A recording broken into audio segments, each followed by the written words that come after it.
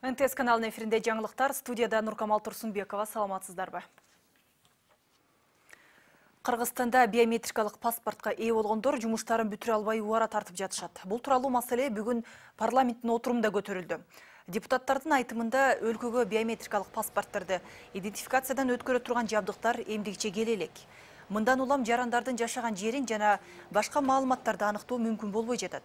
Биометрикалық паспортто адамдын аты жөнү, туулган жылы жазылып, ал эми каттоодо турган жери, улуту жана башка маалыматтар чипте камтылган.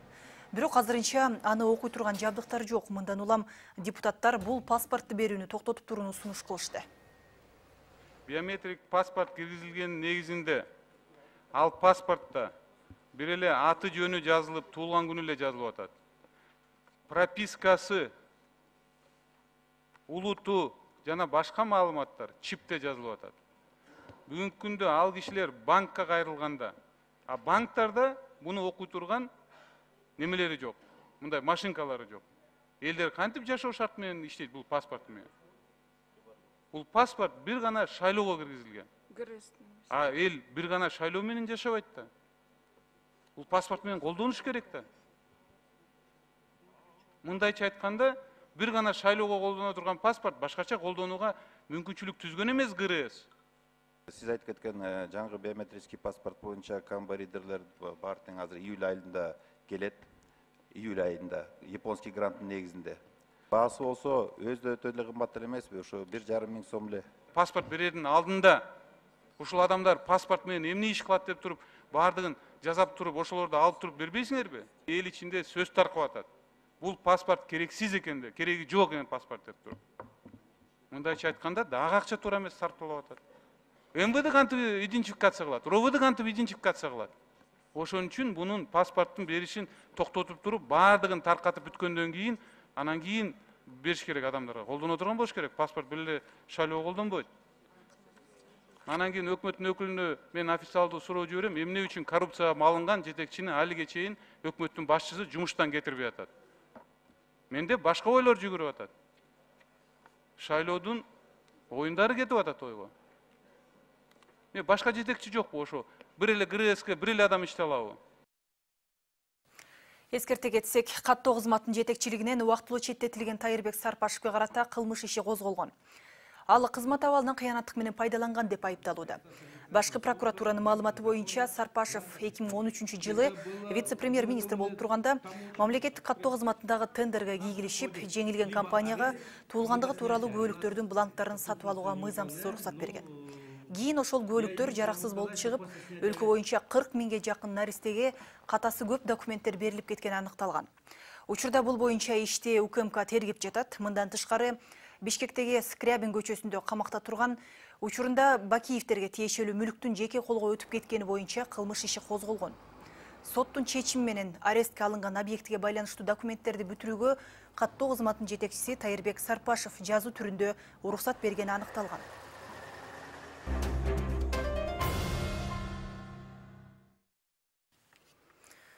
Чүй областында айланма жолдо түндө саат 1 чамасында велосипед тээп бараткан адамды автобус сүзүп кетти. Велосипедчи ошол жерде көз жумган. Автобустун 59 жаштагы айдоочусу кармалып, экспертиза иштери дайындалган. Транспортто айып пул кароосуна киргизилди. Жол кырсыгынан Өзгөн районунун 23 жаштагы тургуну Замирбек аттуу адам каза тапкан. Бишкекте 2 айдоочу жол талашып мушташа кетишти. Окуя Шабдан Баатыр менен Анкара көчөлөрүнүн кесилишинде болгон. Жанжалды видеого түшүргөндөрдүн айтымында Lexus үлгүсүндөгү автоунаа каршы тилкеге чыгып, башка машинанын жолун тороп калган. Мындан улам 2 айдоочунун ортосунда кайым айтышуу болуп, ал мушташка айланып кеткен. Окуяга күбө болгондор патрулдук милициядан жол эрежесин бузган адамды жазалоону өтүнүшөт.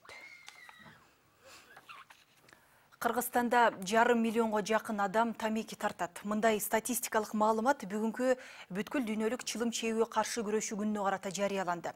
Саламаттыкты сактоо министрлиги тамекинин баасын кымбаттатуу, коомдук жайларда чылым чегүүгө тыюу салуу боюнча катаал чараларды сунуштап келет. Муну менен алдыдагы 40 жылда 120 миңден ашык адамдын өмүрүн сактап калуу болору болжолдонууда. Изилдөөлөрдө Кыргызстанда акыркы убакта 25-тен 50 жашка чейинки аялдар арасында тамеки тарткандары көбөйгөнү байкалган. Жылына дүйнө жүзү боюнча 6 миллионго жакын адам чылым чеккенден улам ар кандай илдеттерге кабылып көз жумары аныкталган.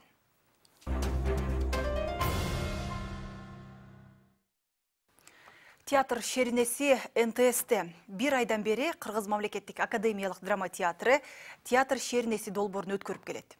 Өлкөдөгү интеллигенцияны маданият жайына кызыктыруу максатында уюштурулган бул иш-чара алгач маалымат каражаттарынан башталган. Шериненин шарты спектакль көрүп эле тим болбостон кызыктуу материал даярдап элди театрга кызыктыруу. Өткөн жолкусунда эстафетаны Пирамида телеканалы алып, кезекти НТС телеканалына узаткан.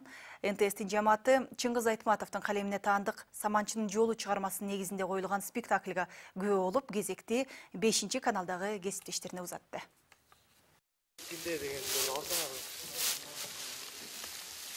Театрда оюн коюлар алдындагы даярдыктар. Кызматкерлер сахна жасалгасын даярдап жатса, актерлор боёнуу менен алек. Артисттердин бетине кейипкердин сүрөтүн тарткан гример жоктон бар кылып, актерлорду даярдаш керек. Сакал мурутта, аны чаптаган клей да, грим да Москвадан алып келинет. Мурдагыдай почта аркылуу заказ кылуу жоюлган. Каттаган киши болсо алып келет, болбосо колдо бар нерселер менен кырдаалдан чыгуу. Профессионалдык грим Союз маалындагыдай 1 рубль эмес, 1,5 миң сом турат. Аны да бир нече артисттер кезектешип колдонууга туура келет. Ой, ар бир артисттин өзүнүкү болуш керек. Себеби бири-бирибиздин ар бирибиздин микробубуз. Бул гигиена. Гигиена боюнча ар биринин өзүндө болуш керек грим. Ошо жетпеген айынан ошо бир гримди мындай кылып бияктан келчи алып кетип барып гримденип алып анан кайрап келип берет. Антпесе элдин баары бирөө менен неметип атат. 4-5 грим. Эми тишоткаңды эле бирөөгө берип анан кайра чогуу жуугандай эле болуп жүрөбүз. НТС телеканалынын шыбагасына Чыңгыз Айтматовдун Саманчынын жолу чыгармасынын негизинде коюлган спектакль туш келди. Бул спектакльдин жаңы варианты сахнада коюла баштаганына 2 жыл болуп калган. Башынан эле сыйлыктардан жолдуу болду дешет. Өлкөдөгү театрлар ортосунда мелдеш болуп, Саманчынын жолу спектакли 6 номинацияны жеңип алган. Ал эми Ошто маданият жылына карата өткөрүлгөн фестивалда гран-приге ээ болгон. Алимандын образын жараткан актриса Айсалкын Кыйыкбаева аялдардын мыкты ролу номинациясын алды. Талдыкурганда Казакстан Орто Азиянын жүрөгү аттуу фестивалда болсо, чыгармачыл топ 1-чи орунду багындырган. Очанчын аткан жер, бир окумагана, баламды тирилтип, көз ачып жумганча гана, көзүн көрсөтүп койчу. Жаш режиссер Марат Козукеев койгон спектакльде биз көнүп калган образдардын жаңыча жүзүн көрүүгө болот. Мисалы үчүн мына жеренени көнүп калганда баягы мурун коюнча бир чоң бир жерге момундай бийик жерге коюп эле пафосуна толгонай деп эле мисалы үчүн эми азыр көрөсүңөр меники башкача. Мен толгонайдын подружкасындай эле жолдошумдай жүрөм да ушундай чечимге келди Марат. Көбү жактырган жок. Мен дагы мага да айтканда Марат мен минтип атышат го жок эже. Ал өзүнүкүндө турду.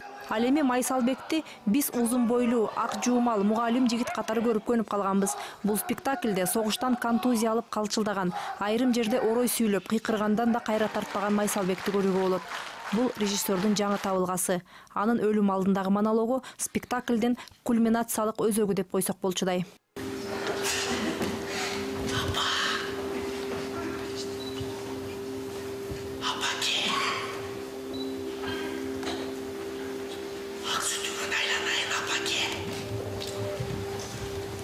Жөн эле айтып аткам, апа ак сүтүңөн айтып калды режиссер. Ушуну бир шыбыр менен, сүйлөгөндө тамагың ичи кысылып турганда айтып көрчү деди да. Анан макул көрөйүн деп анан уже ошентип апа деп ак сүтүңөн айланайын апаке десем, о болду давай. Ушинтип до конца айтып көрчү деди. Анан ошентип айтып жүрүп ошон менен ошондой чечилип калды да. Режиссер жаңылбаптыр. Оюн миңдеген көрүүчүлөрдүн көз жашын агызып, жүрөгүн жебитти. Айрым адамдардын театрга болгон сүйүүсүн ойготту. Театр шеринеси долбоорунун алкагында спектакльди көрүүгө келген НТС телеканалынын жамааты аны кыргыз театрынын шедеври деп атады. Пирамида каналынан ушул эстафетаны алып, бүгүн ушу жамаатыбыз менен келип ошо катыштык. Бул эң туура кадам, эң бир мындай бара турган өзү милдет катардагы көрүп, ушунун баардыгын аябай биз кубандык, ушунчалык ыраазыбыз, ушундай образдарды аябай терең жаратып, сонун постановканы коюп беришти. Кийинки эстафетаны ушу 5 каналдын жамаатына өткөрүп берели деп чечтик. Театр шернеси деген шылтоо менен ушул жерге келип, спектакльдерибизди көрүп, бир сын пикирлерин айтышып, анан башка, мисалы, жөнөкөй адамдарга дагы алар үлгү болсо деген оюбуз бар.